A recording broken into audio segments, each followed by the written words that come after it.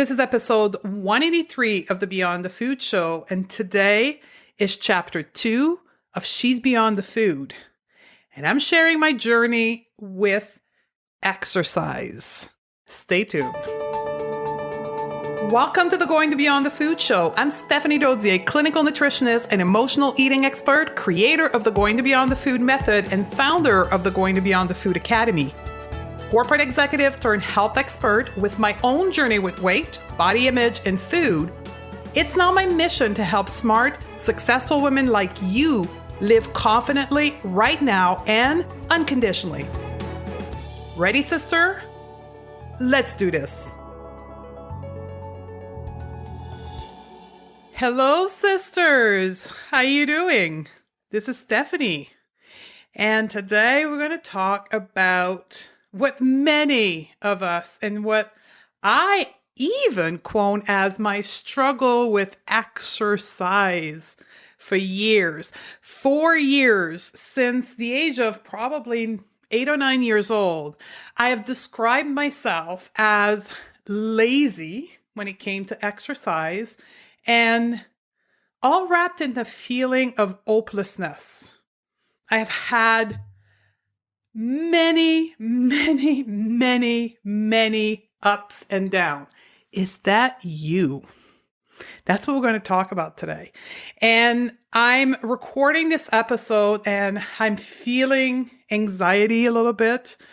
As I shared with you in the first She's Beyond the Food a couple of episodes ago, this is new to me to journal my life in a podcast here, but the feedback you sent me, the feedback that I heard from you with my student, with my clients, with social media has been amazing yet shocking. Shocking because my imperfection is what you love. And more than that, should I say, you thought that I was perfect. I cannot tell you how many comments I got for She's Beyond the Food episode 1 that people said, I thought you had it all figured out. Oh my God, how much of a disservice was I doing to you, the listener, my student, my client, by giving you the picture that I had it all figured out? That was a huge disservice. At the same time, a very uncomfortable place to be. So I'm going to go on to this second chapter here, sharing to you what no one talks about, which is the relationship with exercise. But more than that, I'm going to share with you how I came to realize that there was nothing lazy about me, that I wasn't hopeless when it came to exercise. There was a very simple explanation as to why I was struggling with exercise, and I'm going to share it with you. Stay tuned. But a quick update now about the Going to Beyond the Food community. We have, as of Tuesday, opened our door for registration for the spring cohort of the Academy. The registration is open now until April the 26th. If you're part of my community, you've received an email from us on April the 9th with your $100 coupon off in your email. If you have not received it, just email us at info@stephaniedozier.com. We'll validate that you're part of our community. And being part of our community is simply being registered on our community lists, which means you're receiving emails from us, you're receiving offer like this one from us. So if you've picked up any of our freebies or you are any of our students, you're automatically part of our community. So that coupon should be in your inbox. And I'm hoping to be of service to you in this spring edition of the Going to Beyond the Food Academy, our signature coaching program. So, She's Beyond the Food, Chapter 2. We're going to talk about why no pain, no gain exercise is actually more detrimental than beneficial. why my trauma around exercise caused me to not want to exercise. Now, when I say trauma, you got to listen to the rest of the show, because I bet you what I think and say about trauma is not what you think and what you say that is trauma in your life. You'll be very surprised, and I bet you, just like me, you have trauma around exercise. I'll also share with you why I never call exercise in any of my program. There's a very good explanation for that, and how you can shift into a more enjoyable, love-based relationship with movement. Are you ready, ladies? Let's do this. So to do this, I have to bring you back, way back in my life. At first, in this podcast, I shared with you how I describe myself as lazy around exercise, how I felt hopeless with exercise, and how I was suffering. I was suffering for not being able to be like what everybody else was putting out there when it came to exercise. Easy, fun, natural, no pain. It's easy, and life becomes better when you exercise. I'm like, what the F is wrong with me? Why can I not just be like everyone else? I couldn't understand it, and not being able to understand led me to beat myself up, led me to sabotage myself. If you've taken any program with me, you know that the core of self-sabotaging is an act of fear, is an act of you being afraid of moving into the next level of your life, and you retrieve back and you self-sabotage. I wasn't willing to go to that next level of my relationship with exercise because of something I'm going to share with you. Therefore, I was sabotaging myself back into this zone that I determined to be lazy, broken, and hopeless. Is that you?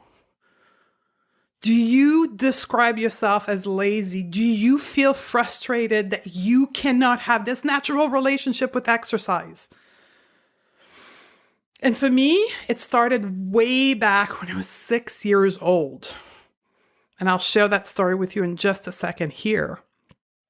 But that belief about myself, that laziness, that hopelessness, that brokenness started at 6, literally at 6 years old, and continue up to about 38, 39 years old. And the only way that it shifted and changed and I'm no longer there is because someone came into my life. And I referred to this before many times, right? People came into your life to teach you something. And that teacher came into my life. Her name is Irene Lyon. She's a nervous system specialist. She came into my life not under the intention of changing my relationship to exercise, not at all. When I discovered Irene, I was actually doing research about adrenal fatigue, scientific research about root cause of adrenal fatigue and what also is called HPA dysregulation, if you come from the world of functional medicine. And she changed my life. So let me share that with you. But first, I want to take you way, way, way back to the age of 6 years old when I first encountered exercise, sports, and movement. Though I didn't call it movement back then because that wasn't cool, right?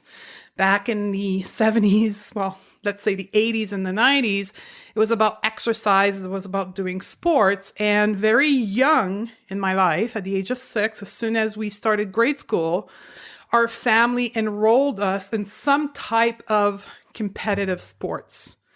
You had to choose, the children in my family had to choose the sports that they were going to practice, that they were going to compete in. And I started at 6. I started with swimming and then went on to other sports. And it didn't stop until I actually, at the age of 13, had to have a surgery. So from the age of 6 to 13, I competed in some kind of a sport. And then I had the surgery and then it stopped. From the age of 13 to 25, pleasantly, I didn't have to exercise because I had hip and back problem and knee problem. And I literally didn't do any dedicated exercise or movement or sport at all to the age of 28. And the only reason why at 28 I went back to exercising wasn't because I loved it. It wasn't because I desired to. It was simply because I wanted to lose weight. If you've done my workshops, so you want to lose weight, you know that because I go through my entire timeline of weight loss, 25 years of it. Thank you very much.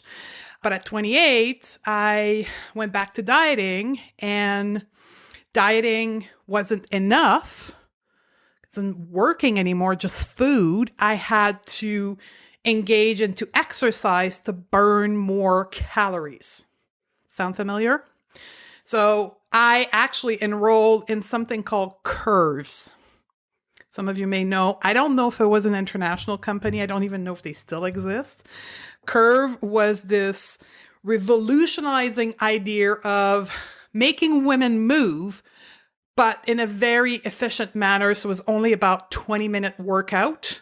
It was what we now know as HIIT workout. It was a little gym, only women accepted there because I had huge body shaming issue. I didn't want to be in a regular gym. So Curve was the perfect fit for me. Just women, 20 minutes in and out because I hated, not is the right word. I hated moving, but I went there because I wanted to lose weight.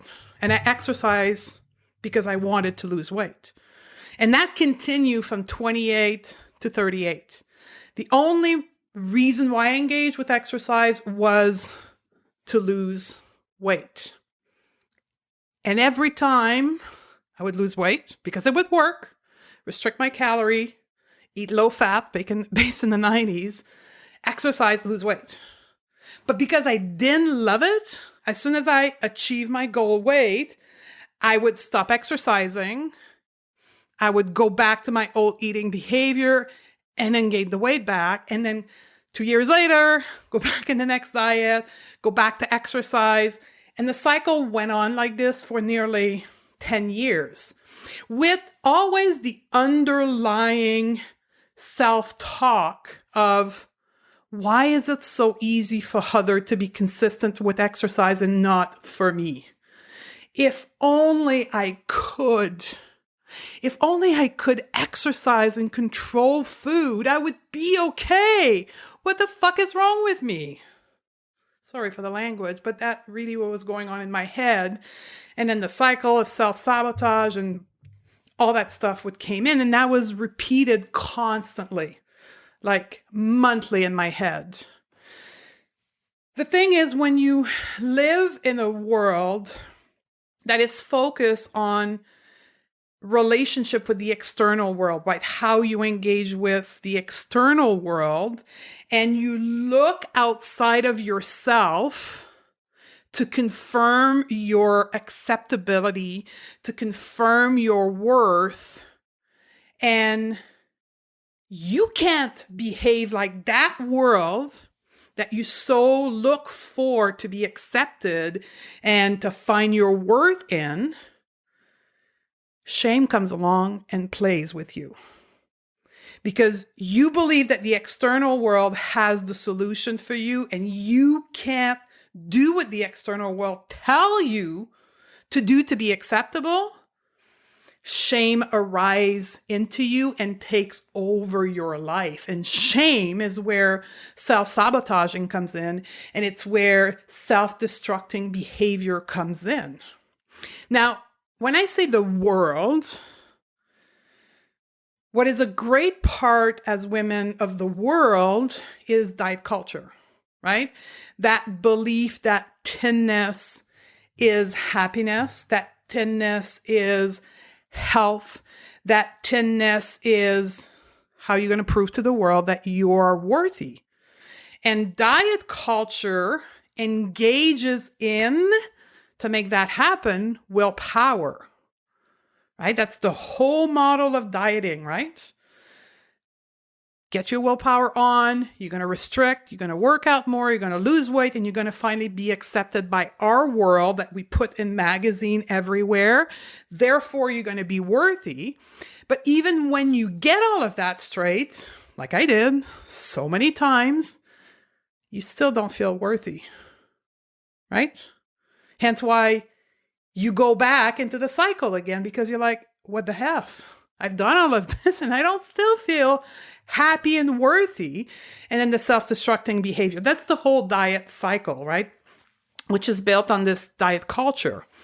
And that reinforces your brokenness, right? And that makes you feel ashamed. And you carry that sense of shame, that sense of brokenness way beyond food and exercise. Because you feel unworthy, because you feel broken in exercise and food, which in your world means everything, you also feel broken in your relationship with your partner. You also feel unworthy at work, so you work harder. The partner world is often not so good relationship. I don't have kids, but with kids, it's the same thing, right? You're working desperately trying to get their approval. So you're making them a priority in your life. That's what I see all the time. So this feeling of shame, of brokenness, gives a tone to your entire life. And that's how exercise, the no pain, no gain mindset of this diet culture, exercise, and fitness has impact way beyond food and exercise for all of us. Now, this mindset carried for me with this wide impact up to the age of 36.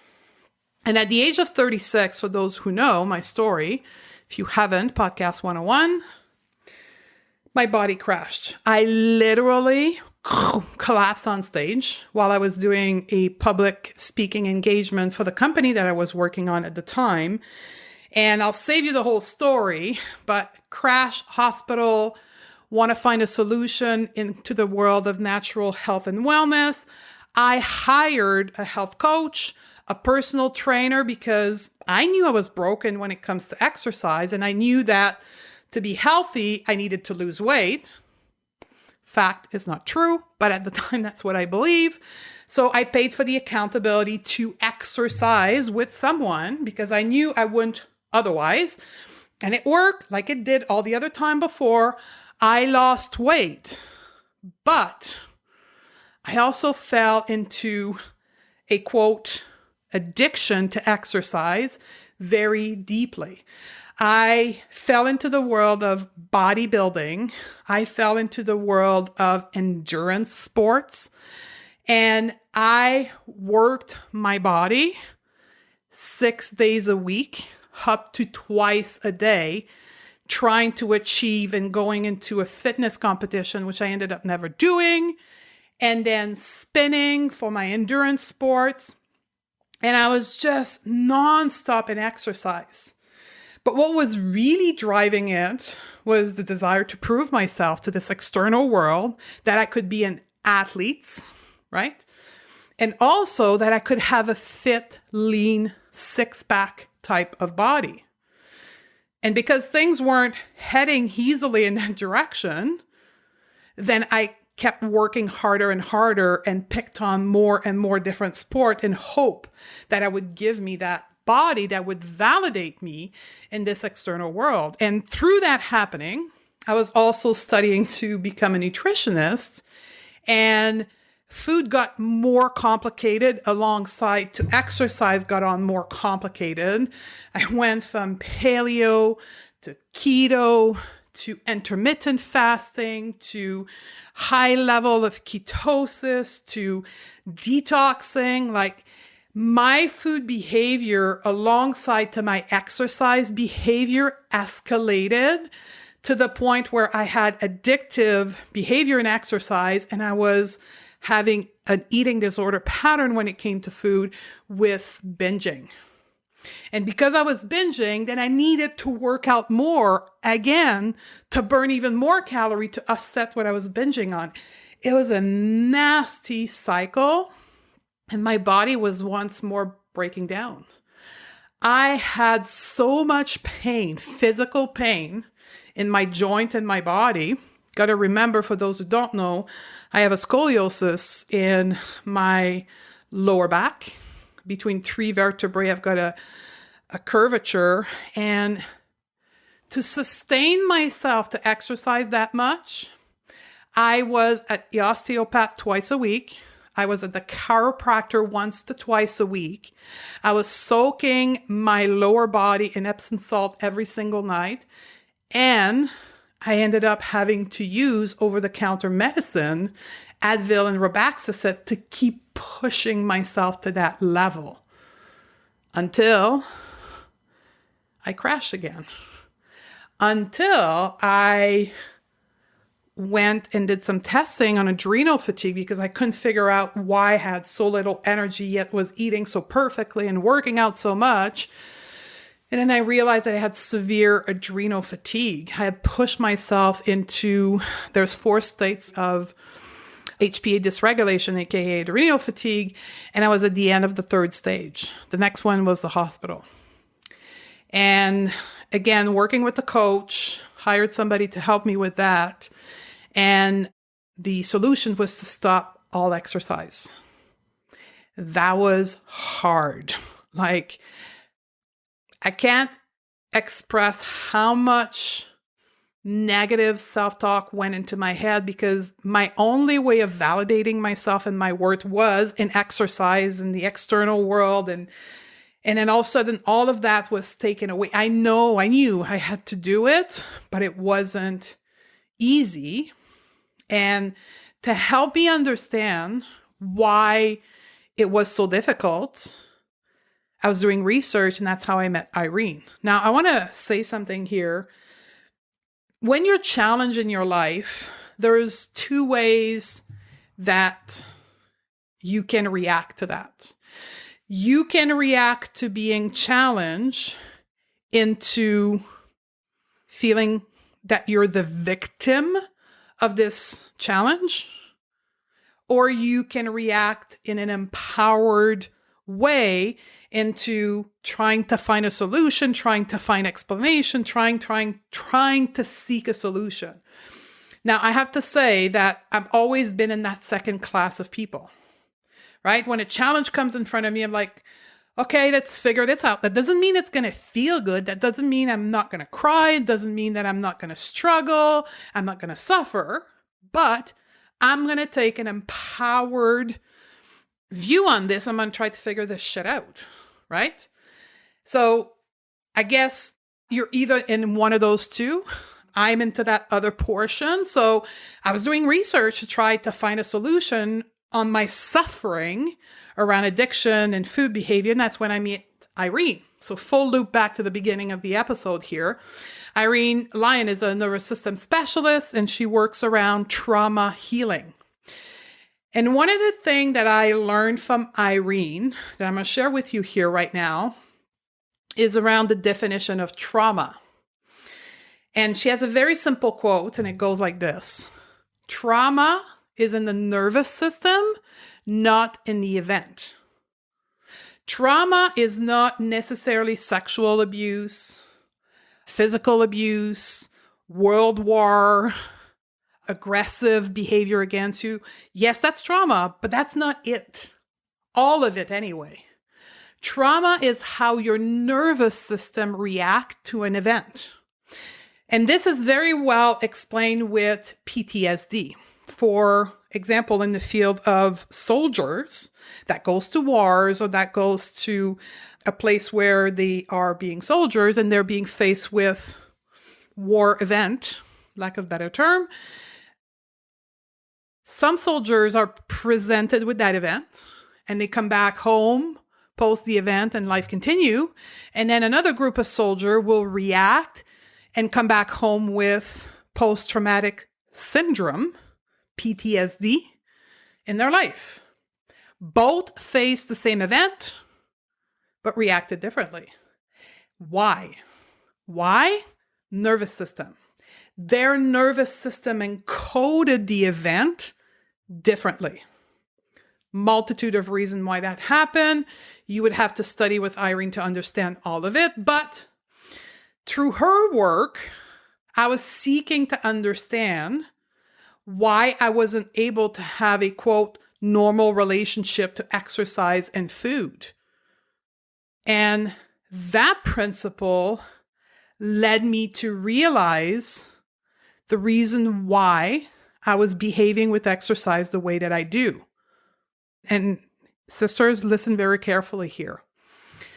I finally understood why I was beating myself into a behavior I wanted to have instead of understanding my innate wisdom around this behavior that I wanted to have. I wasn't tapped in to my body to listen why my innate wisdom, my innate spirit, my soul was driving me to not exercise, but instead I was having to beat myself into this. Understanding why you have to beat yourself into a behavior is essential, because when you don't, it's a kind of an infinite loop into your head that you're going to keep repeating that cycle in your life. So she helped me through her work understand why my innate body wisdom was driving me to not exercise. And this is where I'm going to share another segment of my life here. My innate body wisdom was driving me to avoid exercise because for me, exercise was dangerous. For me, exercise was shameful. For me, exercise was painful, emotionally painful. You see, when I told you that in my family model, we needed to pick a competitive sport at the age of 6, it was done with the best intention. However, for me as a very sensitive child, that led me to a lot of pain. Because the way we engage with exercise as children was meant to teach us discipline. It was meant to teach us self-motivation. So when we would go for a practice swimming, for an example, one of my parents would stay and watch me exercise and then would come home at night and tell me why I didn't exercise hard enough, why I didn't train hard enough, why did I talk so much with my little friend during the training? I was supposed to be there to train. There was a lot and lots of discussion around why I wasn't working hard enough when it came to sports. And why ultimately I wasn't performing, because again, the exercise was thought to teach us to want to be better and want to be number one in everything we do. So therefore, when I would go to a competition and not have the gold medal or the silver medal or a medal at all, that was as a failure. It was perceived as an absolute failure. Therefore, there was a lot of shaming around it that went on. Now, I want to say that my parents are loving. I still have a great relationship with them, but they did this not knowing the repercussion that that would have on us as children. And that went on from the age of 6 to right to the age of 12 when I was diagnosed with hips and knee problem. And in some way, when I reflect back, I know that I was seeking a way out of sport because it was so emotionally draining and painful to me to always be not good enough, that I think I created that pain to get me out of having to train and do sports. I remember an incident in 6th grade, I don't know, probably around the age of 8 or 9 years old, where we had to do a field trip with school to go skiing. And as with any other sports, my performance and my coordination was never great. So therefore, I wasn't a star at skiing neither. I was just average. And in my head, being average was not acceptable. That was something to be ashamed of. Therefore, I didn't want to go on the school trip. And I remember, I have memories of me faking being sick, so I didn't have to go on that ski trip. Like, I have flashback of that. And I want to say to you, for all of you that are mother, if you catch, quote, your children doing that, it's not that they're trying to manipulate you. They're in a state of fear about what they're trying to avoid, and they don't know how to cope with it. And that's what was happening to me. I was so afraid of anything to do with exercise and sport, didn't know how to get myself out of it, that I faked illness and sickness to literally get out of it. That was trauma. I was well fed. I was never abused. None of that ever happened to me, yet my nervous system registered that whole relationship to exercise as traumatic. And then I carried on later on in my life, not from having my caregiver, quote, traumatizing me around exercise, but I did it with weight loss. I traumatized myself. I suffered through exercise as a way of losing weight. And that, again, is trauma. So for all of you ladies who've ever used and abused exercise to lose weight, and when you're not in a weight loss situation, you are struggling to exercise, you're likely, just like me, your nervous system is seeing exercise as something not good, and it's creating the behavior of you not wanting to exercise. You're not lazy. You simply have a dysregulated association between exercise and your nervous system.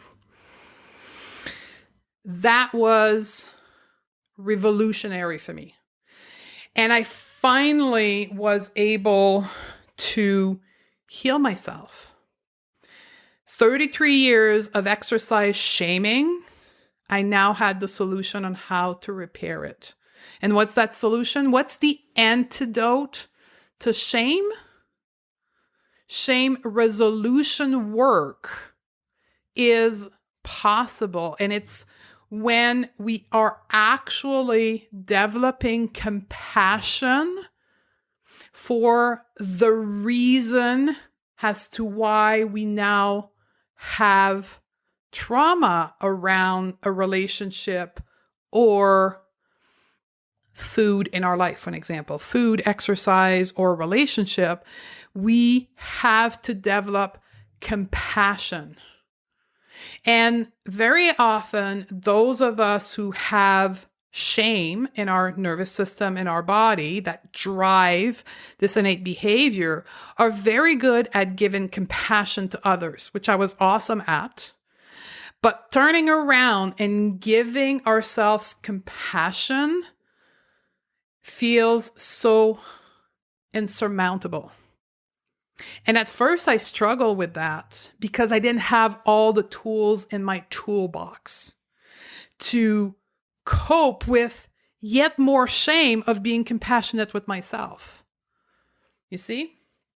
So here's the next step. Yes, we need to have compassion, but we also need to create a neutral space around exercise. So for me, I had to separate exercise from weight loss. I had to move my relationship to exercise from fear of gaining weight, fear of not losing weight, to a place of love towards my body. Because yes, the human body needs to move. The human body is not meant to sit and lay all day long. And when it doesn't move, the human body suffers. That doesn't mean we need to exercise 6 days a week for 45 minutes a day. That is not what the human body needs. The human body needs to move. And To help myself with that, I psychologically stopped using the word exercise, and instead I use the word movement. And I use the word movement and reframe my relationship to movement to be a time of me being in my body, to be a time of me connecting to my body, to be a time of me supporting my structural body, supporting with movement my scoliosis, my back structural issue that I have. I use movement to become a partner to my body. Today, when I move, I ask myself and to my body, what would you like today? What would be good for us today? And I use my relationship to movement to age gracefully. You see the difference between weight loss and fear-based relationship to love relationship. So shame meet compassion, create a neutral environment, and move into a relationship of partnership with your body. So for me now, over the last 3 to 4 years, I moved into a zone of having fun when I exercise. I only do movement that I love. Right now, what I love is yoga. Right now, what I love is hiking. Right now, what I love is walking in nature early in the morning and hearing the birds. Movement that brings me joy, and I support my body based on my structural situation in my body. So exercise that don't create pain.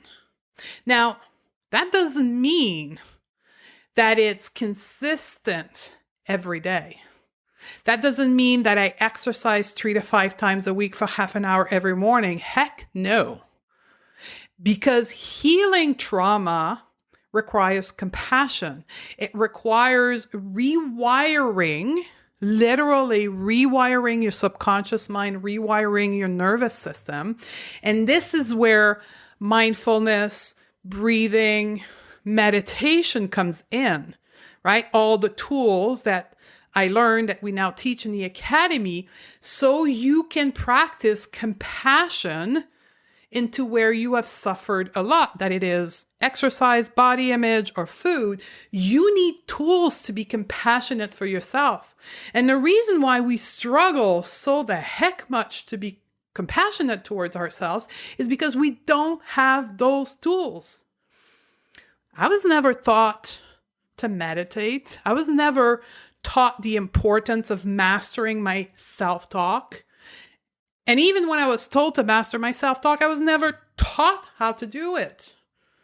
I was never taught to acknowledge my story of my life, of my relationship with exercise way in the back. Like all these things weren't in my toolbox. Therefore, I was repeating vicious circle and pain cycle constantly. So today, there's mornings where I wake up and I don't want to exercise. There's months that I go without doing anything. Well, I walk to get from point A to point B, but there's sometimes 3 months at a time where I'm like, I don't want to do it, but I don't force myself into it, right? I practice my toolbox. I practice acceptance and compassion towards myself. And then it comes back up and it arises that I want to do it. And I want to do it because I like it, because I love it. So it's not a consistent, perfect situation, even now, 3 to 4 years in. But the time that I do it, I truly enjoy it. And the length of time that I'm able to be consistent gets longer and longer and longer as the healing occur. So that was my journey with exercise. What's yours? So here's a quick recap of how you can start healing your relationship with exercise. First of all, understand your story around exercise. often linked around dieting. Create a neutral space around exercise. Learn to understand your emotion, your body wisdom. Have patience with yourself. Have compassion with yourself. Stop judging yourself. Create a relationship between you and your body. Shift your thinking from I'm broken to everything is possible for me. That's what we do in the Going to Beyond the Food method, because that's my journey. I teach how I'm healing myself on a day-to-day basis. And that's why we don't talk about exercise, because the women in our programs are chronic dieter who have all used exercise at some point to punish themselves into weight loss. So my advice to you is this: shift from exercise to movement today. And you're going to see a huge decline in suffering around exercise. So that was it, ladies. Chapter 2 of She's Beyond the Food. I am encouraging you to sit down with your journal tonight and do this quick, intuitive writing exercise. Do I exercise from a place of love or fear? Write that at the top of your page of your journal. And then take a deep breath, close your eyes, connect with your heart, and then start writing what comes up into your mind. Do I exercise from a place of love or fear? Get to know your own relationship with exercise. It was a pleasure being with you today.